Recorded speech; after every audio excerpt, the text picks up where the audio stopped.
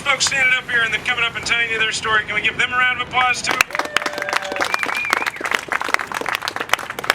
Let me take you back for a second to 3 a.m., so 3 in the morning on November 9th of last year. You may remember this period of time. I bet most of you were awake. I had, by that time, had about an hour of sleep, and I woke up, and I woke my wife up because there was something that hit me all of a sudden, and I needed to talk to her about it. I woke her up, and I said, you know what? I think they're going to try to repeal Obamacare. And it hadn't hit me until right then, right? They controlled the White House, both houses of Congress, and it occurred to me right then that they were going to try and take health care away from so many people. We talked at 3 in the morning, not about what had just happened in the election. We talked about my little brother and his wife, my sister-in-law, who are on the exchange. We talked about my parents who have pre-existing conditions. Whether it was at 3 in the morning or not, all of you had conversations like that, and about that 24-hour period, because that's when it became clear. And then all of us looked out at the horizon politically, and the odds were pretty stacked against us. They'd been talking about it, like Sly said, for 7.5 years. They've been talking about it. Now, we didn't know at the time that they didn't have any ideas. We just knew that they were going to try and do it. And so the odds did not look good. They were long. But what's so inspiring is that everybody said, I don't care what the odds are.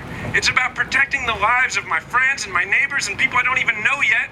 So I'm going to go march, and I'm going to show up at town halls in the most conservative of districts, and I'm going to demand answers from these folks. I'm going to go to the Capitol. This is what everybody said. They said, no matter what, they may be able to do this, but they're not going to do it without a fight.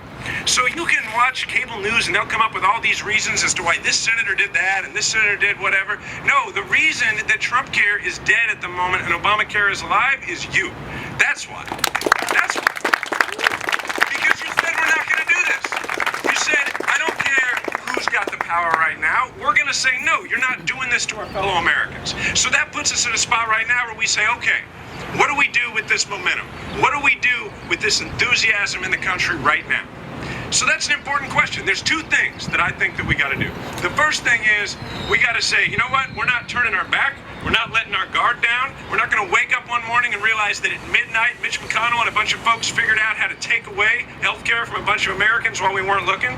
So we're not going to let our guard down. We're going to keep our hands up. We're going to keep fighting. We're going to keep the enthusiasm going.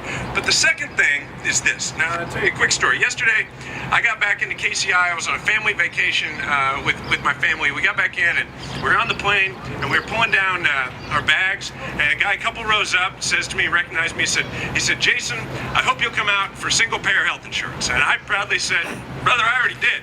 No problem, right? So look, that's where we go with the second part of this, which is we have this momentum, we have this enthusiasm, we have an opportunity not just to watch our back, not just to keep our guard up and make sure they don't try this again, to take health care away from our neighbors and our friends. We have a chance now to say, you know what? Let's make health care a right in this country. Let's decide that it is a right. Look, all we got to do is keep doing what we've been doing. You got to keep showing up at town halls. You got to keep marching. You got to keep doing what you've been doing. And look, here's how you explain it to people. Here's how I do.